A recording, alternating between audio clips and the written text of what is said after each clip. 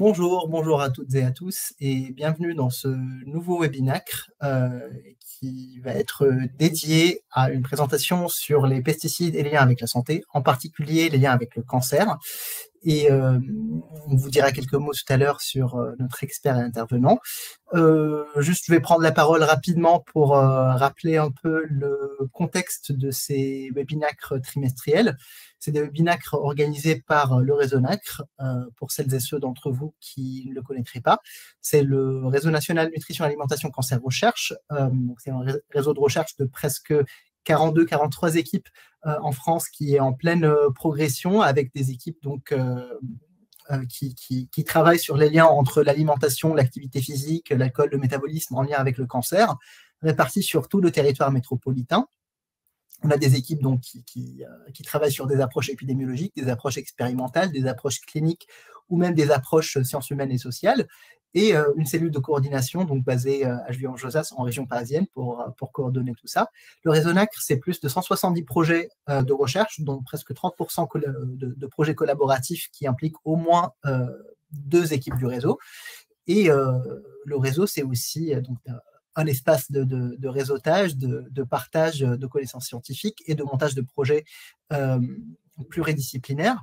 Mais également, le réseau organise des formations régulières à destination des professionnels de santé et également des événements annuels pour le grand public et des manifestations également pour les patients et les associations de patients atteints de cancer. Vous pouvez nous retrouver sur les réseaux sociaux pour être tenu au courant des actualités du réseau NACRE. Et donc, les webinacres, c'est une rubrique que nous avons lancée l'année dernière.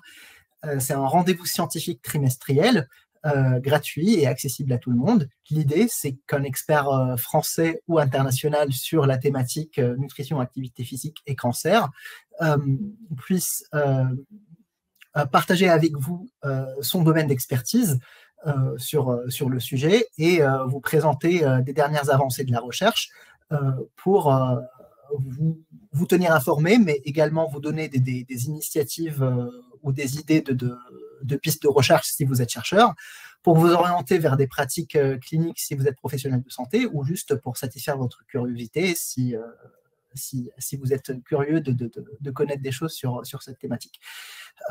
Bien évidemment, vous aurez l'opportunité de dialoguer avec notre expert après sa présentation. Et si jamais vous n'avez pas pu assister en direct à ce webinaire, un replay sera disponible dans les prochains jours. Donc, vous serez également tenu informé et le lien du replay vous sera envoyé. On a eu déjà 4 webinaires dédiés à divers sujets et à diverses disciplines. On en a eu un en santé publique, plutôt sur le Nutri-Score, un sur la dénutrition et la cachexie cancéreuse, un sur plutôt les approches sociales en psychologie de la santé, et un sur l'activité physique adaptée avec une approche plutôt recherche clinique et expérimentale. Et aujourd'hui, je vais passer la main au chercheur, le docteur Marc Poirot, du Centre de recherche en cancérologie de Toulouse, qui est également membre du réseau NACRE, qui va vous présenter notre expert du jour et notre thématique du jour. Marc, je te remercie encore d'avoir accepté de modérer ce webinaire et je te passe la parole. Merci Bernard. Donc, nous avons le plaisir d'accueillir Xavier Coumoul. Xavier, en fait, a une formation d'endocrinologue et de toxicologue moléculaire. Il exerce en fait son enseignement à l'Université de Paris-Descartes et surtout dirige une équipe de recherche qui s'appelle Métatox, qui s'intéresse aux mécanismes d'action des polluants afin de déterminer en fait à quel niveau ils sont susceptibles d'interférer avec la physiologie normale de notre organisme. Donc, Xavier, je te passe la parole. Et je mets mon micro. Merci beaucoup, Marc. Merci beaucoup au réseau NACRE pour cette invitation, pour effectivement parler de résultats qui portent sur des composants de notre alimentation qui sont introduits dans celle-ci, qui sont les pesticides. J'ai participé à une expertise collective, donc je vais vous partager ma présentation. Est-ce que vous voyez ma présentation? Je voudrais juste avoir une confirmation. Je suis toujours pas sûr que tout le monde la voit. Oui, alors Julie la voit, effectivement. Je Je vais juste quand même attendre 30 secondes qu'il y ait 2-3 personnes qui me disent que c'est bon. Et après, je démarre. Est-ce que vous m'entendez bien aussi? Ah, l'affichage d'un flux vidéo a échoué. Veuillez recharger la page. OK. Bon. Très bien. Bah, écoutez, donc merci encore de cette invitation. Je vais vous parler aujourd'hui donc des derniers résultats de l'expertise INSERM pesticides et santé.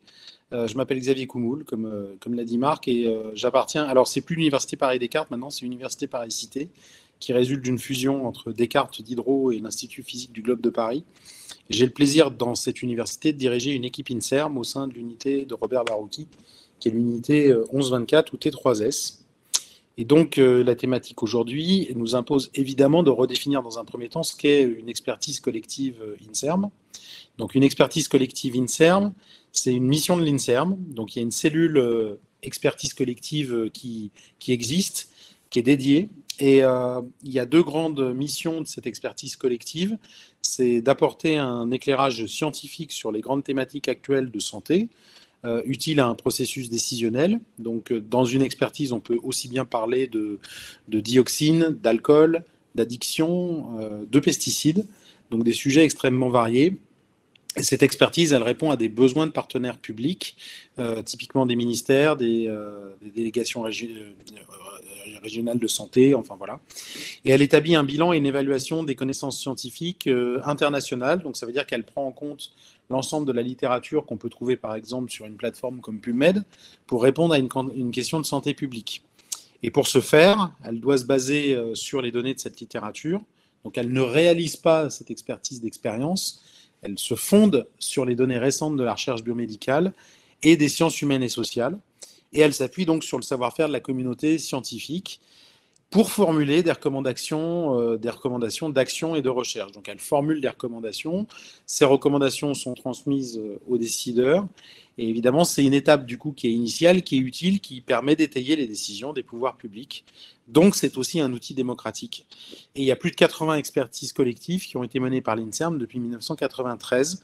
Ça prend beaucoup de temps. La dernière expertise à laquelle j'ai participé, donc pesticides, c'est un rapport de plus de 1000 pages sur un très grand nombre de sujets qu'on va détailler progressivement. Alors, ce qu'il faut comprendre évidemment ici, c'est qui ont été à l'origine de cette expertise pesticides et effets sur la santé, nouvelles données. Dans le timing, dans le calendrier, l'INSERM a été saisi en avril 2018. Donc, l'INSERM a été saisi, la cellule a été informée et la cellule s'est réunie, les membres de la cellule sont réunis pour rassembler un certain nombre d'experts. Et évidemment, il y avait des commanditaires. Ces commanditaires, ils sont numérés juste en dessous de la diapositive, enfin au bas de la diapositive. Il y avait 4 directions générales et un secrétariat général. Le secrétariat général du ministère de l'Agriculture et de l'Alimentation, on s'en doute un peu, compte tenu de la thématique. Les pesticides sont très utilisés en agriculture pour produire des aliments. Et puis, il y avait 4 directions générales. Et ces 4 directions générales, vous voyez, elles sont extrêmement variées. Elles portent comme thématique prévention des risques, santé, recherche et innovation et travail. Parce qu'évidemment, lorsqu'on parle d'agriculture, on parle de santé des personnes exposées, on parle de santé potentielle des riverains, on parle de travailleurs, et puis on parle potentiellement de recherche d'innovation, de recherche de solutions alternatives, par exemple, et puis évidemment, dans cet ensemble, de prévention des risques. Donc, au travers de cette commande, il y avait 3 grands messages qui nous ont été communiqués une fois que les experts ont été rassemblés.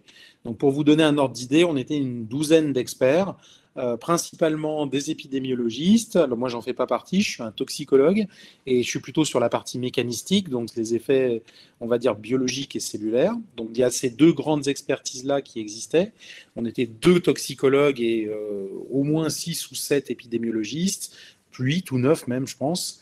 Et puis, il y avait également un sociologue dans l'expertise, plus une personne dont le rôle était dédié aux expositions.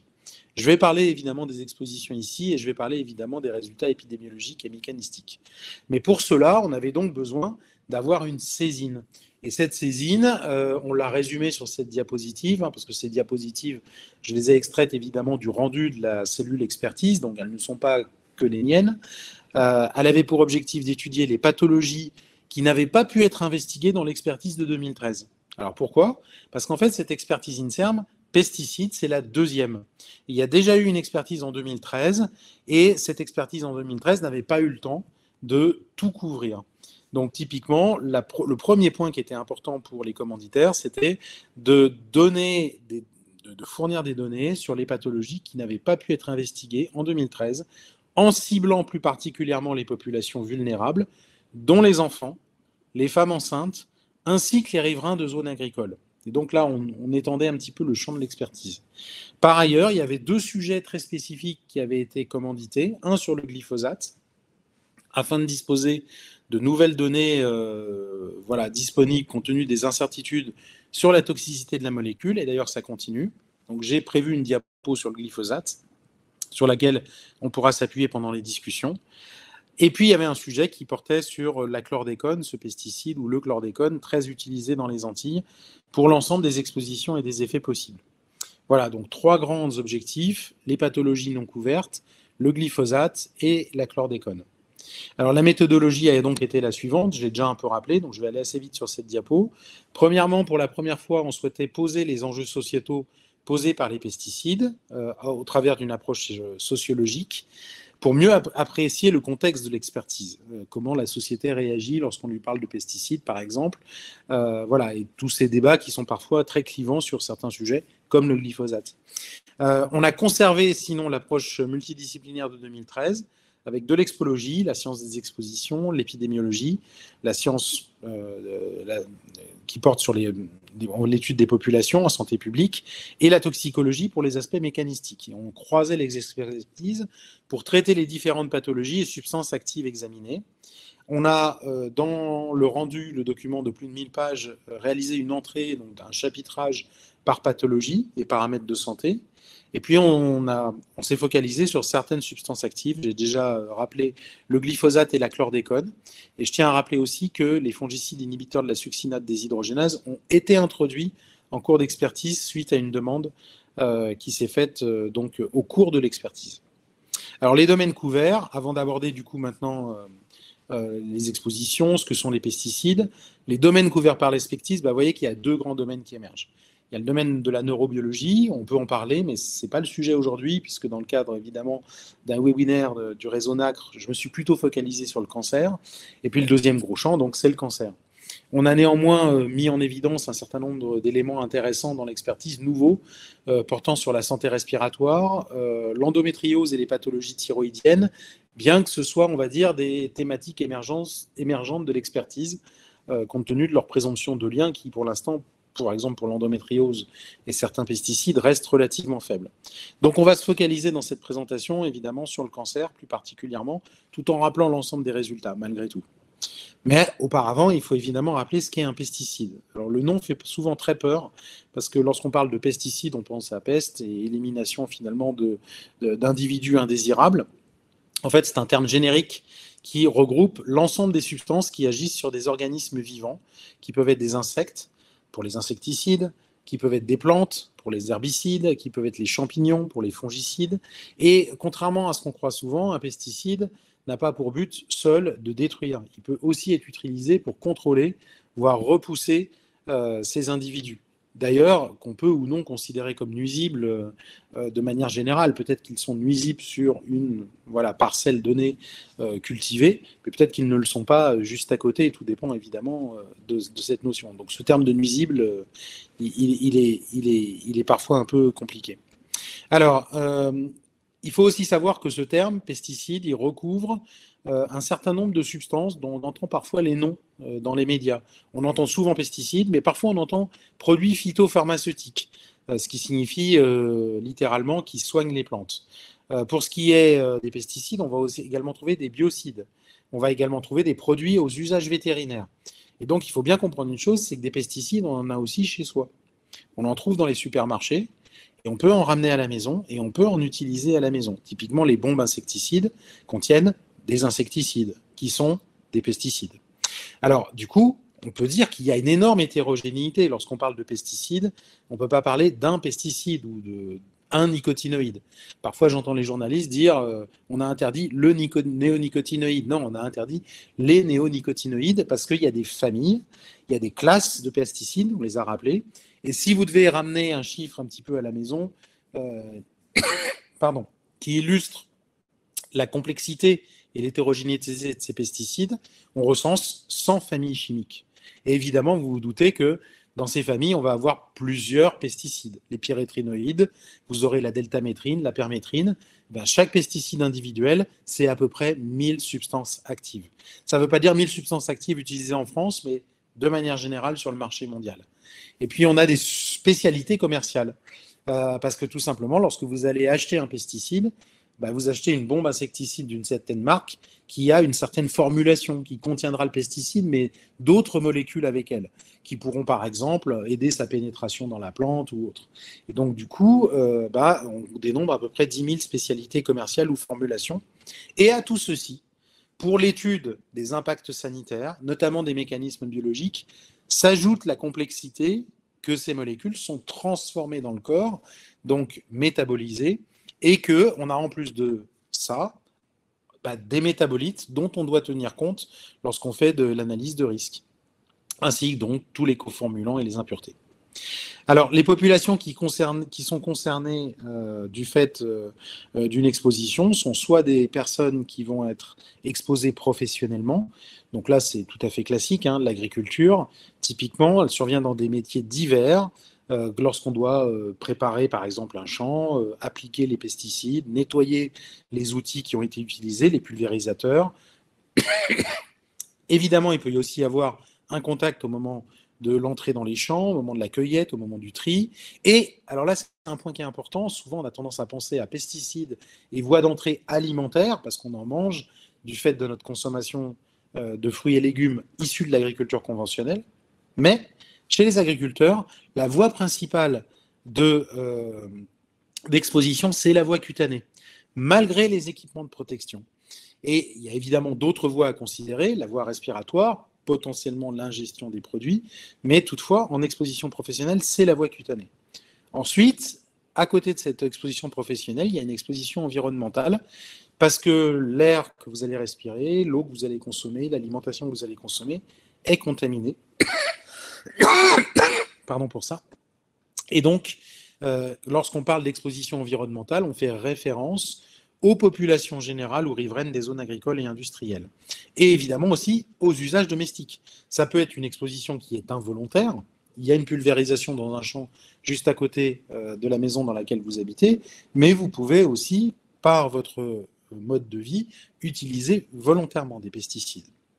Si on englobe l'ensemble de ces expositions, là aussi hétérogènes, du coup, pour ce qui est de traiter l'impact des expositions sur la santé, il faudra prendre en compte un certain nombre de facteurs, la nature du pesticide, la durée d'exposition, le niveau d'exposition et, extrêmement important, l'influence des périodes de sensibilité, notamment chez les enfants qui ont des systèmes de détoxification qui sont immatures, notamment à l'état embryonnaire, fœtal ou pendant la jeune enfance. Et d'ailleurs, ça évolue jusqu'à l'adolescence.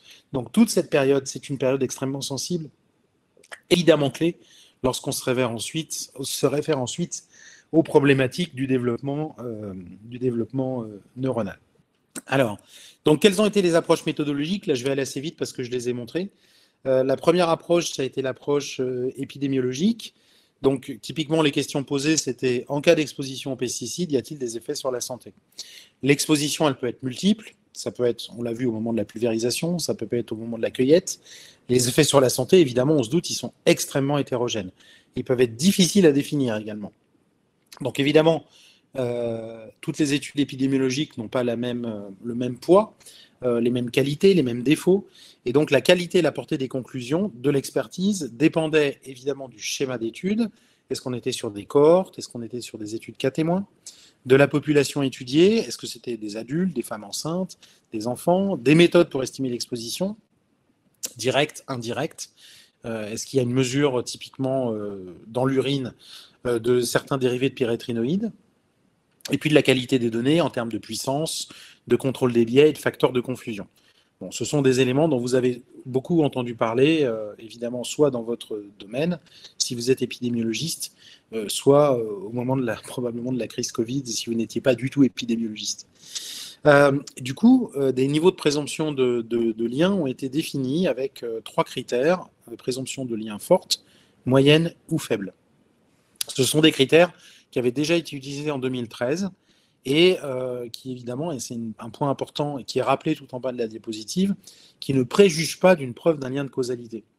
Lorsqu'on parle d'une présomption de lien, on parle d'une association typiquement, et donc il peut y avoir des associations qui sont positives, mais qui pour autant ne conduisent pas à un lien de causalité entre elles. Un exemple typique que je prends souvent en cours, c'est de dire qu'il y a une association entre le fait de mourir et le fait d'être allongé.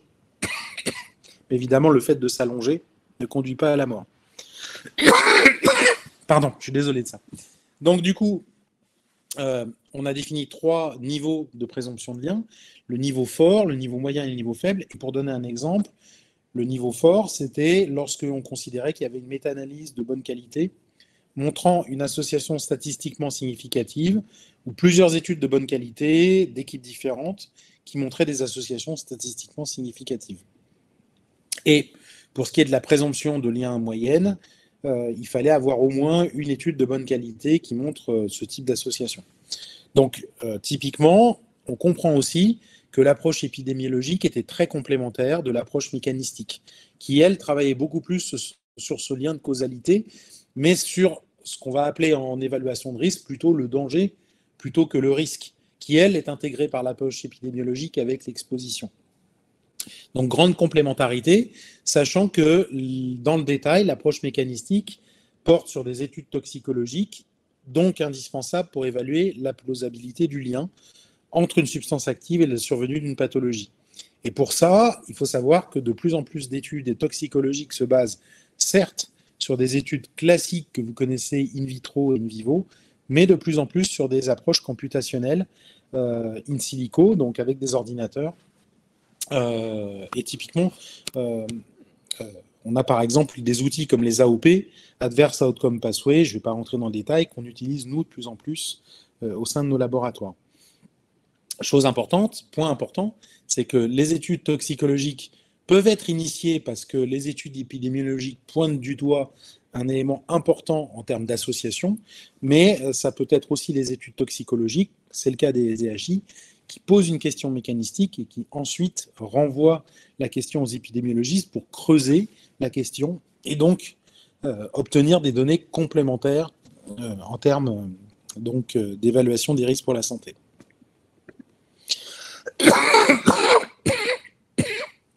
Je suis vraiment désolé de ça. Je tousse pas de la journée, mais quand en fait, je parle assez longtemps, ça me met une petite irritation. Alors, pour ce qui est des expositions de la population française, il faut savoir que ces expositions, elles résultent d'une contamination de l'environnement avec des éléments comme les pesticides qu'on va retrouver sous forme de traces dans les eaux, les sols, l'air, à proximité des épandages, mais aussi au sein de nos domiciles, mais aussi au sein de notre alimentation. Donc, en ce qui concerne la contamination de la chaîne alimentaire, il y a les études de l'ANSES qui ont montré que sur 283 molécules pesticides recherchées, dans 20 000 denrées, représentant 90% de la consommation humaine, on avait à peu près 37% des items alimentaires qui contenaient des résidus de pesticides, et sur les 283 molécules, 73 pesticides qui sont détectés, avec des chiffres qui évidemment, en termes de répartition, sont assez représentatifs avec cet histogramme, ce camembert que je vous présente là à droite. Donc quand même, 63% pour lesquels il n'y a aucun résidu de pesticides détecté. Mais il y en a quand même un bon tiers pour lesquels on les détecte. Alors, ce qu'il faut savoir en termes d'environnement, parce qu'il est évident qu'il faut qu'on parle de cette notion d'exposition pour évoquer les risques sur la santé et le développement, par exemple, de cancer, c'est que nos environnements extérieurs sont extrêmement contaminés, et notamment, par exemple, les eaux. Alors, on le sait pour les eaux parce qu'il y a une surveillance réglementaire, c'est la directive cadre sur l'eau, et c'est une contamination qui est suivie depuis maintenant une vingtaine d'années. Sans aller dans le détail, vous avez les 2 cartes qui sont représentées sur la droite de la diapositive qui vous montrent l'évolution du niveau de contamination entre 2010 et 2018.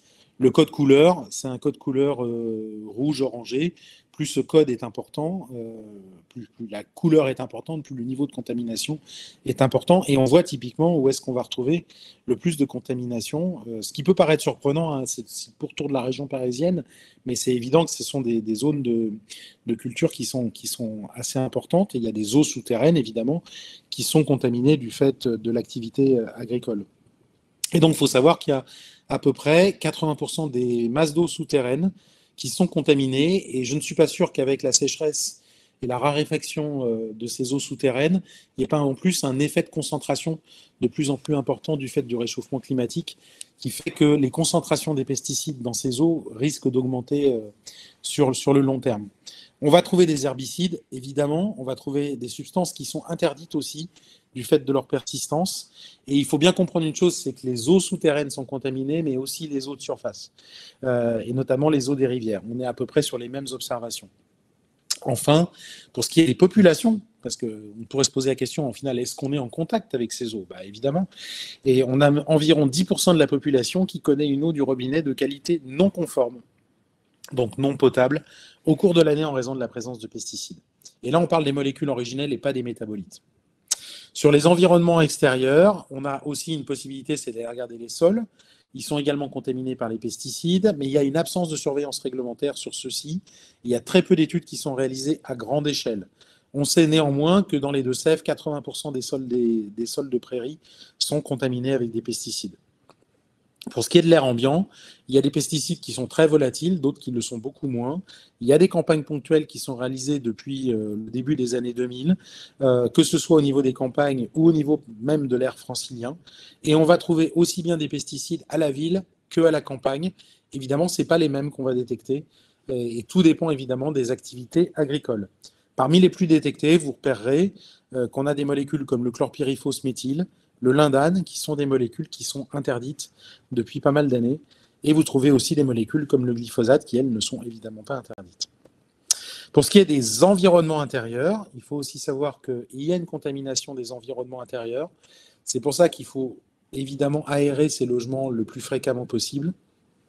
Les études qui sont réalisées, elles sont malheureusement très ponctuelles et relativement récentes. Alors, tant mieux qu'elles soient pas tant mieux qu'elles soient récentes, mais tant mieux qu'il y en ait, en tout cas, qui ont été mis en place récemment. Mais il faut savoir que c'est quand même récent et que c'est un problème qui, pourtant, est un problème qui est ancien. On va détecter ces pesticides dans les poussières domestiques et dans des lieux comme des écoles ou des bureaux. Donc, il ne faut pas hésiter, évidemment, à aérer ces logements.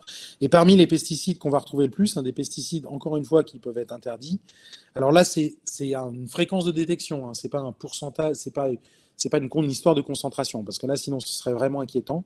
Mais en tout cas, on retrouve encore une fois du lindane, qui est pourtant une substance qui est interdite, ainsi que du DDE, qui est une substance interdite, ainsi que du chlorpyrifos, qui est interdite, et 2 pyrétrinoïdes, permétrine et deltamétrine, qui, elles, sont autorisées. Je vais passer rapidement sur cette diapo pour nous laisser un peu de temps, parce que je vois l'heure qui défile, pour aller assez rapidement sur les conséquences. Il faut savoir néanmoins qu'il existe des mesures, des études de biomesurage de pesticides en population en général française, qui peuvent être réalisées soit sur des urines, les petites gouttes jaunes que vous voyez à gauche, ce sont des gouttes d'urine, ou par exemple au sein de la cohorte ELF, dans des cheveux de femmes enceintes, avec beaucoup de molécules qui sont malheureusement détectées. Évidemment, une question qui émergera probablement, et dans les conclusions, on en parlera, c'est que certes, les agriculteurs, les agricultrices sont exposés, mais aussi les riverains et riveraines des zones agricoles, et donc des zones agricoles. Et donc, il n'y a pas encore de données suffisantes pour caractériser leur exposition, mais ce sont des données qui devraient un petit peu s'étayer dans les années à venir, avec des études qui sont menées actuellement par l'ANSES, notamment sur les portions viticoles. Alors, quelles sont les conclusions? On avance bien, il nous reste que 5-6 diapos dans cette présentation, mais ces conclusions, vous verrez, sont présentées sous forme de tableaux qui sont très denses. Donc, je vais essayer de passer un petit peu de temps et ne d'ailleurs pas parler que de cancer, même si ce que vous avez encadré en rouge porte directement sur les cancers. Alors, pour bien lire ces tableaux et que chacun les comprenne bien, il faut comprendre une chose, c'est qu'on a 4 colonnes. La colonne qui est, donc il faut tourner un petit peu la tête, qui est la plus à gauche, qui différencie les effets sur la santé en haut de l'enfant et en bas de l'adulte. Donc, dans les conclusions, je vous ai dit, il y avait une donnée importante à mettre en avant, c'était les populations sensibles, notamment les effets de ces pesticides sur les enfants. Vous avez ensuite une deuxième colonne qui porte sur les pathologies, une troisième colonne qui porte sur le type d'exposition. Et on va voir que parfois, on est assez désœuvré parce qu'on n'est pas capable de préciser de quel type de pesticide on parle. Et puis la quatrième colonne, qui ne sert à rien, qui est en fait une colonne qui porte sur la présomption d'un lien. Et en l'occurrence, la présomption du lien qui est montrée et mise en évidence ici est exactement le même. C'est plus partout, dans toute la colonne. C'est le fameux niveau de présomption fort. D'accord ? Donc, en fait, il faut se focaliser sur les colonnes 2 et la colonne 3, sachant qu'en haut, je parle des enfants et sachant qu'en bas, je parle des adultes. Alors, pour ce qui est des enfants, on a différencié deux grandes formes de pathologie, neurobiologie, cancer. Et donc, pour ce qui est de la sphère neurobiologique, on constate avec un niveau de preuve qui est fort, qu'une exposition colonne 3 pendant la grossesse aux organophosphorés et aux pyrétrinoïdes conduit respectivement à une altération des capacités motrices, les mouvements cognitifs, la réflexion, on va dire pour aller vite, sensorielle, la perception, et respectivement des troubles du comportement, en particulier de type internalisé, donc ça signifie anxiété. Les organophosphorés ont cédé leur place aux pyrétrinoïdes, qui sont des insecticides comme la deltamétrine, qui sont très très utilisés en agriculture, et vous le voyez, pour les enfants, en tout cas, on est capable d'associer ces pesticides qui sont actuellement utilisés à des problématiques comportementales, notamment de type anxiété. On ne peut pas parler chez un enfant de 3 ou 4 ans de dépression, mais on peut typiquement parler d'enfants plus anxieux, plus renfermés sur eux-mêmes. Pour ce qui est des pathologies cancéreuses, il y en a deux grands types, pathologies du système nerveux central, liées à l'exposition aux pesticides sans distinction pendant la période prénatale, et des leucémies aiguës myéloïdes qui sont associées à une exposition domestique aux pesticides. Domestique aux pesticides, c'est typiquement les bombes qu'on peut utiliser à la maison. Donc ça, c'est pour l'enfant, et c'était des données assez nouvelles. Pour ce qui est de l'adulte, alors assez nouvelles parce qu'on les a précisées ou parce que le niveau de preuve est devenu fort, de l'expertise 2013 à l'expertise 2021. Et donc, pour ce qui est des adultes, vous remarquerez que j'ai souligné en rouge 3 cancers qui sont associés à des expositions aux pesticides.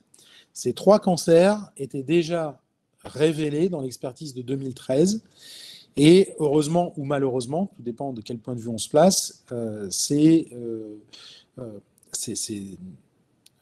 identifications ont été confirmées pour l'expertise de 2021. Donc pour le cancer de la prostate, exposition au chlordécone, dont vous avez tous probablement entendu parler, 2 pathologies des systèmes sanguins lymphatiques, le lymphome non-hodgkinien, associé à une exposition aux pesticides organophosphorés, dont le diazinon, et le myélome multiple, qui lui était lié à une exposition professionnelle aux pesticides, mais sans distinction. On avait également dans l'expertise de 2013 identifié une pathologie neuronale, la maladie de Parkinson, pour laquelle il y a une exposition professionnelle aux pesticides. Je suis désolé, on ne voit pas très bien, je n'ai pas très bien cadré mon cadre. Voilà. Et donc les 4 pathologies centrales étaient déjà présentes en 2013. Mais en plus de ça, on a ajouté 2 nouvelles types de pathologies. Tout en haut, les troubles cognitifs de l'adulte en cas d'exposition aux organophosphorés. Et tout en bas, la BPCO, la bronchopneumopathie chronique obstructive et la bronchite chronique, pathologie respiratoire en cas d'exposition aux pesticides sans distinction. Pour ce qui est des niveaux de preuve moyens, là aussi, chez l'enfant, on révèle 2 grandes pathologies neuronales qui sont regroupées, ce n'est pas une pathologie, c'est plutôt un ensemble de pathologies. Les altérations des capacités motrices, cognitives et sensorielles ou les comportements évocateurs des troubles du spectre autistique. Parfois, on sait que c'est associé à une exposition résidentielle pendant la grossesse. Parfois, on sait que c'est lié à une exposition pendant la grossesse aux organophosphorés. Voilà. Et donc, vous voyez qu'il faut être extrêmement précis lorsqu'on évoque les pathologies parce que les expositions, évidemment, conditionnent, ou en tout cas semblent conditionner ces pathologies. Pour ce qui est des effets sur la santé de l'adulte, on a un très grand nombre de pathologies cancéreuses qui émergent, et donc je vais les lister très rapidement. Le cancer du sein en niveau de preuve moyen pour l'exposition au DDT pendant l'enfance. Donc ça signifie que ce n'est pas la personne exposée qui développe la pathologie cancer du sein, mais plutôt la descendance directe, donc par exemple une fille. Les lymphomes non-hodgkiniens pour ce qui est des pesticides organoflorés, dont le chlordane et le glyphosate. Et pour le glyphosate, c'est le niveau de preuve le plus élevé qu'on ait pu trouver, toute pathologie confondue. Et puis également le myélome multiple, la leucémie, le cancer du rein et de la vessie, et des tumeurs des tissus mous et des viscères. Il faut bien comprendre une chose, c'est qu'un certain nombre de ces cancers, cancer du rein, cancer des tissus mous, peuvent être des cancers relativement rares. Évidemment, le cancer du sein, malheureusement, n'en est pas un. Donc il y a une hétérogénéité en termes d'incidence au sein de la population qui fait que, dans certains cas, il faut aussi comprendre qu'un niveau de preuve moyen, la conclusion, elle résulte du fait qu'il y a très peu d'études, notamment lorsque les cancers ont des incidences qui sont peu importantes. Voilà, pour le cancer du sein, c'est pas le cas, par exemple, mais là, il y a assez peu de données qui sont homogènes pour pouvoir conclure de manière forte sur celui-ci. Deux autres pathologies, très rapidement, nouvelles, les pathologies thyroïdiennes pour l'exposition aux pesticides sans distinction, et puis, qui n'est pas nouvelle, mais qui n'a pas réussi à évoluer, la maladie d'Alzheimer, qui se heurte à une problématique qui est majeure, qui est que lorsqu'on doit interroger des personnes utilisatrices et qui ont développé une maladie d'Alzheimer, elles ne se souviennent malheureusement évidemment plus du type de pesticides qu'elles ont utilisés. Donc, pour terminer, encore 3 diapositives. Une diapo sur le cas particulier du glyphosate avant une conclusion générale. Le glyphosate, évidemment, a fait l'objet de très nombreux débats scientifiques et sociétaux remontant au moins à la classification par le cycle du glyphosate comme cancérigène possible. C'est un classement qui n'est pas en accord avec l'évaluation des autorités scientifiques européennes, notamment des agences comme par exemple le BfR en Allemagne, et ce sous l'égide de l'EFSA. Donc ce classement sous forme de cancérigène avéré ou présumé par l'Union européenne pourrait entraîner son interdiction. Il y a des débats actuellement sur est-ce qu'on renouvelle, on ne renouvelle pas. On devrait savoir ça en juin 2023. Ça a été repoussé parce que, évidemment, c'est un énorme sujet de discussion sociétale. Pour ce qui est de notre expertise, elle a conclu qu'il existait une présomption de lien, on l'a vu, de niveau moyen concernant le risque de lymphome non-hodgkinien et plus faible pour les autres cancers. Donc on est sur des niveaux faibles sur la plupart des cancers, mais niveau moyen pour quand même le lymphome non-hodgkinien. Et c'est une évolution par rapport à 2013 pour laquelle on n'avait que des présomptions de lien faibles. L'expérimentation animale, il faut savoir qu'elle est plutôt en faveur d'un effet génotoxique du glyphosate, pas cancérigène, mais génotoxique. Donc c'est un peu cohérent. Et en tout cas, si on doit reparler du glyphosate tout à l'heure, on peut très bien expliquer pourquoi le CIRC le classe comme cancérigène probable et pas l'EFSA. Et enfin, il faut bien aussi comprendre une chose, c'est compte tenu de son mode d'action, moi c'est quelque chose que j'ai jamais compris.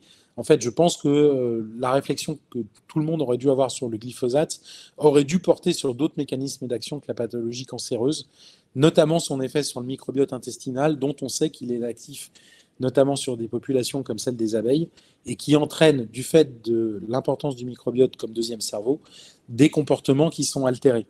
Et donc, voilà, on pourra en rediscuter dans la partie questions. Donc, en conclusion, dernière diapo, le glyphosate, les autres pesticides, la chlordécone, les SDHI, représentent une préoccupation sociétale importante, avec une exposition généralisée aux pesticides, dont certains qui sont émergents, comme les fameux inhibiteurs de succinate déshydrogénase. L'essor de l'épidémiologie moléculaire qui s'appuie sur des biomarqueurs d'exposition, des méthodologies expérimentales nouvelles, de la toxicologie prédictive in silico devrait permettre de mieux anticiper les effets sanitaires des pesticides. La bonne nouvelle par rapport à 2013, c'est que beaucoup de conclusions de l'expertise de 2013 ont été renforcées. Il y a un travail qui est néanmoins nécessaire sur des cancers qui sont plus rares, pour lesquels on ne peut affirmer que des niveaux de présomption moyens, on l'a vu tout à l'heure. Et il y a une vraie problématique en lien avec ces pesticides, c'est leur nombre. 10 000 spécialités commerciales, une évaluation seulement des substances actives et pas des formulations, un nombre de substances, une diversité des effets qui est élevée. Et simplement pour vous donner l'ampleur de la tâche, il faut voir que dans l'exposome chimique, et là je ne parle pas que des pesticides, mais les pesticides peuvent se retrouver en présence d'autres molécules qui peuvent potentialiser leurs effets. Eh bien, on a 100 000 molécules actuellement qui sont sur le marché mondial et seulement 70 000, et plus de 70 000 pour lesquelles on connaît très mal les effets toxiques, donc les dangers pour la santé, dont les risques pour la santé. Donc voilà, je voudrais vous remercier encore de votre écoute. J'espère que je ne vous ai pas trop noyé. Désolé pour l'atout ou les petites interruptions. Et je suis prêt à répondre à vos questions. Et merci encore à tout le monde pour cette invitation.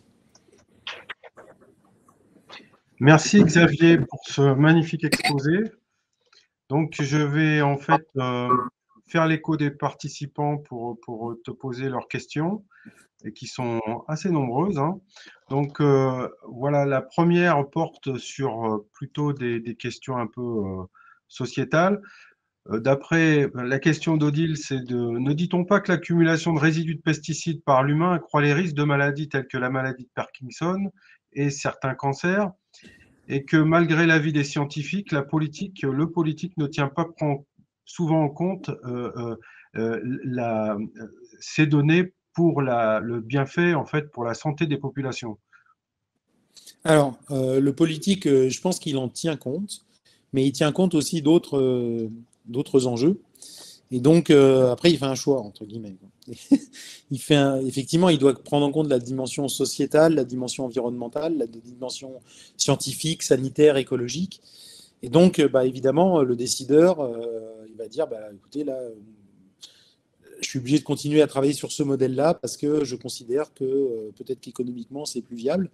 C'est évidemment, nous, lorsqu'on travaille en tant qu'experts, on ne voit que la dimension sanitaire et on voit que des effets négatifs. Donc, il est évident que si on ne devait n'écouter que nous, on interdirait tout, probablement, parce que c'est évident qu'on ne voit pas d'effet positif de ces pesticides, nous, d'un point de vue sanitaire. Ce qu'il faut comprendre aussi, c'est que il y a une prise en compte quand même parfois par le politique, parce que typiquement, les pesticides, par exemple, ne sont plus vendus dans les jardineries et ne sont plus utilisés dans les parcs et les jardins dans les villes. Les employés municipaux, ils doivent se débrouiller autrement pour désherber. Et ça résulte effectivement de sommes de travaux. L'expertise 2013 avait joué un rôle quand même assez important dans cette prise de décision qui était de limiter l'exposition des populations par elles-mêmes, entre guillemets, par la manipulation des pesticides. Moi qui écoute des podcasts jardin, je trouve qu'il y a de plus en plus de personnes qui, en tout cas, arrivent à se débrouiller sans ces pesticides, et c'est plutôt une bonne nouvelle. Après, il est évident que l'agriculture, c'est quand même le poste principal d'exposition et de contamination, et que ça, c'est un véritable enjeu de société et de changement sociétal, donc politique. Et la question sur Parkinson et sur résidus de pesticides, il faut voir une chose, c'est qu'effectivement, je parlais de l'indane tout à l'heure, il y a un certain nombre de pesticides qu'on va toujours trouver dans nos sols, dans nos eaux, un peu moins dans l'eau parce qu'ils sont quand même très hydrophobes souvent, et puis dans nos tissus adipeux parce que malheureusement on a été exposé à une certaine époque, et ils sont toujours présents parce qu'ils sont très persistants pour certains d'entre eux. Si on prend l'exemple de la chlordécone, hein, on est dans le sang à 131 jours de demi-vie, mais dans les sols, on est à probablement entre 50 et 500 ans. C'est extrêmement difficile à quantifier à l'heure actuelle. Donc oui, pour ce qui est de Parkinson, en tout cas, la présomption de lien, elle est vraiment très forte sur l'exposition aux pesticides et probablement lien avec des persistants.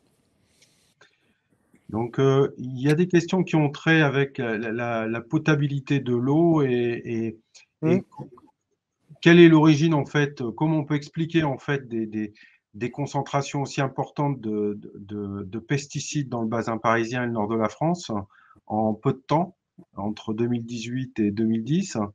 Et si les eaux, en fait, souterraines sont contaminées, quid de la potabilité de ces eaux? Comment on la définit et comment on peut aussi remédier à ça? C'est quoi les choix qui nous sont offerts après pour éviter ces problèmes? Alors, la contamination des eaux souterraines, c'est l'effet de l'agriculture intensive. Ça, il n'y a pas de doute. Il y a des plans successifs qui essayent de réduire l'utilisation des produits phytosanitaires. en interdisant les molécules. En fait, le principal levier, c'est d'interdire. Le problème d'interdire, c'est que souvent, du coup, les agriculteurs ils n'ont pas le choix parfois. Hein. C'est pas je culpabilise personne. Ils vont aller se rabattre sur une autre molécule et ils vont en utiliser, alors pas 2 fois plus, mais 3 ou 4 fois plus, parce que les molécules sur lesquelles ils se rabattent sont des molécules qu'ils n'utilisaient pas avant et qui, pour eux, sont moins efficaces. Donc, en fait, il y a des effets pervers de l'interdiction. Donc, j'ai pas de solution à ça, hein, hormis évidemment passer sur le bio, et c'est possible. Mais pour ça, il faut des investissements et évidemment, c'est de l'argent. Et donc, décision politique. Ça, c'est la première question. Ensuite, la potabilité, elle est définie différemment d'un pays à un autre. Vous allez aller aux États-Unis ou en France, ce ne sera pas la même chose. Et notamment, la potabilité, c'est lorsqu'on ne détecte pas du tout de pesticides dans l'eau. Et le problème, c'est que voilà, il y a certaines zones, effectivement, en France, qui vont contenir des pesticides de manière constante. Donc, les gens vont acheter plutôt des bouteilles en plastique et ce n'est pas nécessairement mieux par rapport à la pollution plastique.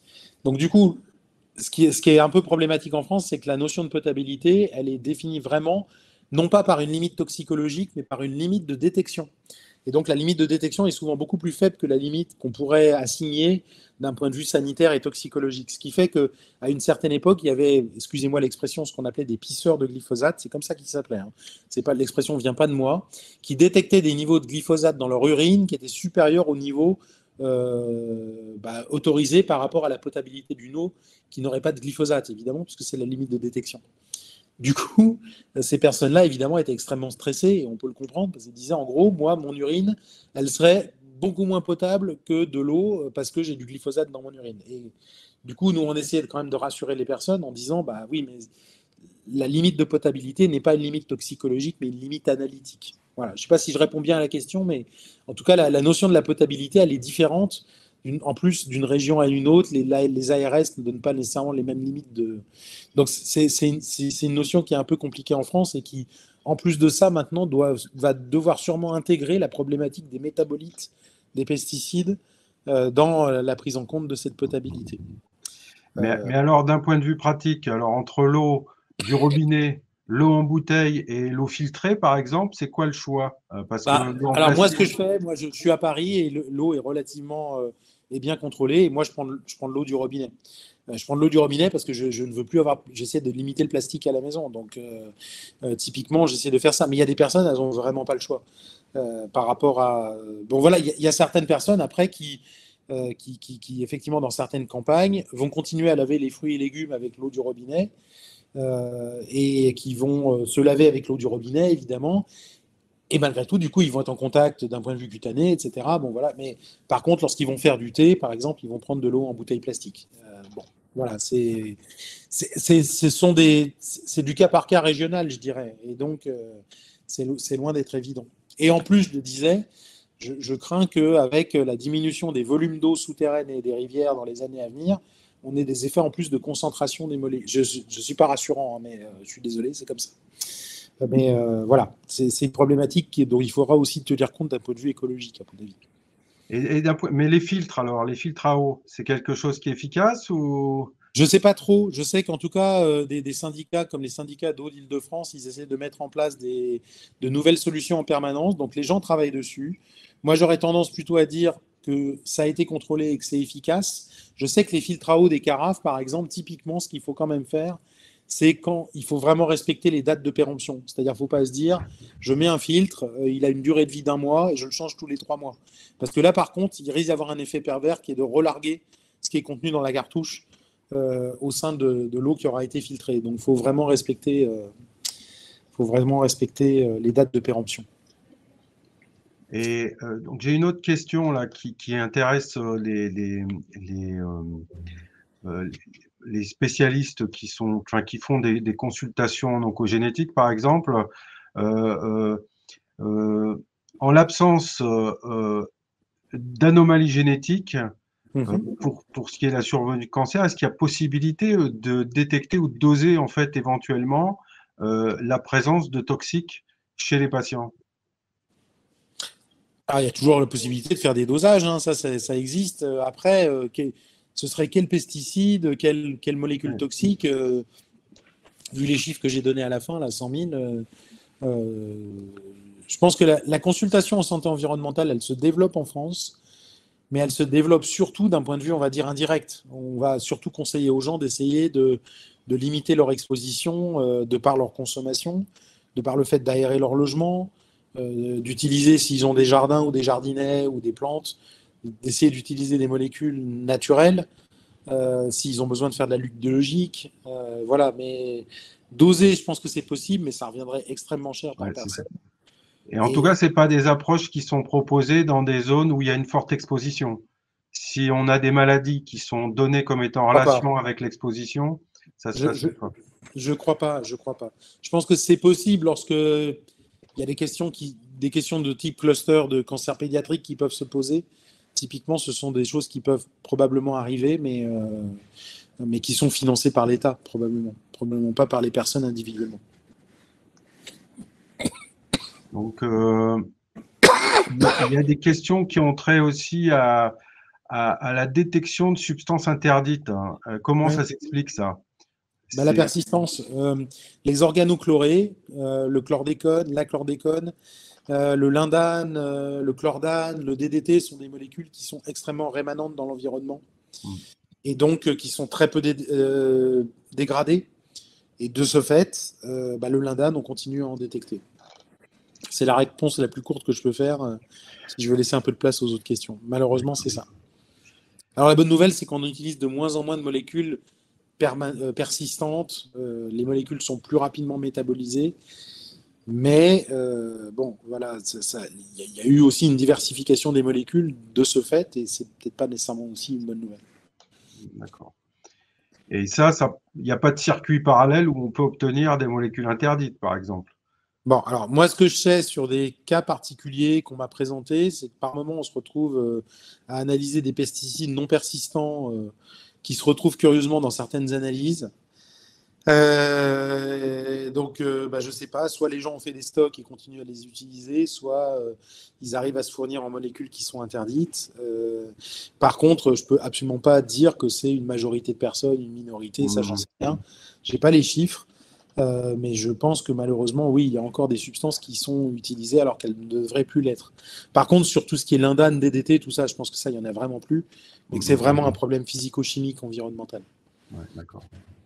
Là, j'ai une autre question qui porte sur les retraits en fait de produits qui sont non conformes parce que trop riches en pesticides. Et donc, la curiosité de l'auditeur qui dit qu'au moment où l'info est reçue, en fait, les aliments ont déjà été consommés, quoi. Donc, il y a un problème de cinétique, là. Oui, probablement. Alors, je ne sais pas du tout. Parce que je ne suis pas dans le circuit des contrôles, mais oui, je sais pas. J'en sais rien, c'est possible. C'est possible. Il faudrait vérifier cette information. Mais, en tout cas, je ne dis pas que ça n'est pas impossible. Je ne peux pas dire qu'elle l'est, mais possible. Mais, il y en a une qui porte aussi sur les risques éventuels qui reposent sur l'utilisation des insecticides qui sont délivrés par branchement sur les prises là, et qu'on met en continu dans les appartements. Oui. Alors bon, ça, moi, mes parents en utilisent. Ça, je pense qu'il faut arrêter, quoi. Enfin, honnêtement, on expose des enfants à ces substances. Alors, je comprends, hein, les moustiques, c'est pénible. On n'a quand même pas encore énormément de moustiques tigres, vecteurs de maladies. Il vaut mieux être piqué, quoi. C'est pas agréable, mais et puis il faut mettre des moustiquaires, sinon j'en sais rien, ou acheter des chauves-souris. Les chauves-souris consomment 1000 moustiques par nuit, quoi. Donc il faut mettre des nichoirs à chauves-souris à côté de chez soi. Alors évidemment pas dans un appartement parisien, mais ça, je pense que ça, il faut arrêter, quoi, parce que on expose des enfants à des substances et que vous avez vu les résultats sur les enfants en termes de comportement, en termes de voilà. Je pense que après, il ne faut pas culpabiliser les parents et se dire j'ai utilisé ça toute ma vie et puis voilà. Mais je pense que vraiment ça c'est en tout cas une manière de diminuer l'exposition, ce serait de ne pas s'y exposer du tout. Voilà. Ouais. Alors j'ai une autre question qui porte sur comment on peut expliquer en fait que certains additifs comme le 171, le dioxyde de titane, est interdit dans certains aliments, mais il est quand même maintenu dans certaines formulations de médicaments? Je pense qu'en fait, pour les médicaments, c'est parce que l'exposition est un peu plus transitoire. Ça dépend des médicaments. Il y a des gens qui prennent des médicaments tous les jours. Donc, je ne pourrais pas répondre. Dans les aliments, c'est parce que clairement, pour les aliments, ça a un intérêt décoratif, on va dire. Vous voyez, lorsque sur des boîtes en conserve de blanquettes de veau, on a une sauce blanche qu'on veut rendre plus blanche et qu'on met du dioxyde de titane dedans, je pense que ça n'a aucun intérêt gustatif. Et donc, c'est plus simple de l'interdire. Pour les médicaments, je pense que c'est plus compliqué. Et aussi, on considère que l'exposition est probablement plus faible. Mais la question reste malgré tout légitime et mériterait d'être posée. Bon, là, c'est un additif alimentaire. Donc, je suis un peu moins spécialiste, mais il y a des gens à Toulouse, à l'unité de Toxalim, Eric Oudot, qui travaillent sur ces problématiques importantes. Et puis, les additifs aussi. Le réseau NACRE connaît très bien, notamment l'équipe de Mathilde Touvier. D'accord. Alors, j'ai une autre question qui porte sur... Enfin, la question est la suivante. Manger bio protège-t-il de ces expositions aux pesticides? La réponse est oui. Je ne dis pas qu'il protège des effets sanitaires, parce qu'on peut être... Mais en tous les cas, c'est une manière de réduire son exposition. Néanmoins, sur l'aliment bio, il faut bien comprendre une chose, c'est que si l'aliment bio il est emballé dans des tonnes de plastique et qui vient d'Australie, en termes de bilan carbone, de pollution plastique, c'est pas non plus idéal. Donc, faut vraiment essayer d'avoir une approche un peu holistique sur l'achat des aliments qu'on va avoir. Rien n'est simple, mais on peut aussi s'aider des enfants, parce que ça peut être un jeu. C'est-à-dire qu'un enfant peut très bien se saisir de la question et dire hey, est-ce que tu as pensé au plastique? Est-ce que tu as pensé à ci, à ça et l'autre? Bon, ça peut être aussi une manière de maigrir, parce qu'on mange moins, du coup on achète moins de trucs. Mais bon, non, mais pour parler plus sérieusement, si on achète du bio, c'est sûrement très bien, à condition qu'il soit fait localement, etc. Donc, il y a vraiment une réflexion, je pense, de la part de nos décideurs qui doit se faire sur les productions locales de saison, voilà, et qui doivent nous aider un peu peut-être à réorienter notre manière de consommer. Mais il est évident que le bio, même si on le dénigre parfois en disant c'est des achats difficiles, chers, c'est bobo, bon voilà, ça a quand même évidemment un intérêt pour réduire son exposition aux pesticides. Ok, j'ai encore plein de questions. On peut refaire une session 2. Hein, je pense que ça serait nécessaire. Quid de l'impact environnemental aussi sur l'augmentation de certaines maladies, en particulier, certains parlent de glioblastome. Est-ce qu'il y a des suspections particulières de certains produits ou Alors, sur les glioblastomes, c'est ce que j'ai présenté dans la diapo. En fait, sur les cancers du cerveau, des tumeurs du système nerveux central, pendant la période, on va dire, prénatale, hein, donc embryon fœtus, on a typiquement une exposition aux pesticides sans distinction qui est associée de manière forte. Heureusement, ce sont des cancers qui sont rares, alors qu'ils sont fréquents parmi les cancers de l'enfance, mais qui demeurent des cancers rares, mais qui effectivement sont malheureusement représentés ici. Ok, donc je pense qu'on arrive au terme de la session. Je ne sais pas, Bernard, si tu veux reprendre la parole ou si Xavier veut. Si, je suis là. Merci beaucoup, Xavier. Merci beaucoup, Marc, pour la modération. C'était passionnant et on voit qu'on pourra passer des heures à débattre et à discuter de ces sujets-là. Merci beaucoup. Malheureusement, on n'a plus le temps et on doit clôturer. Avant de finir, il me reste juste à vous remercier tous les deux. Un grand merci, Xavier, pour avoir apporté ton expertise. Un grand merci, Marc, pour avoir joué le jeu de la modération face à toutes ces questions.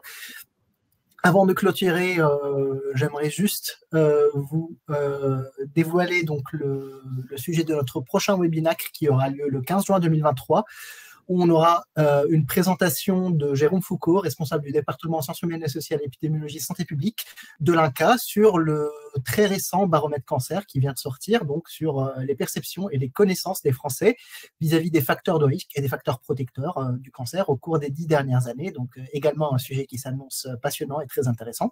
Merci beaucoup à vous toutes et tous d'avoir participé à ce webinaire et à très bientôt.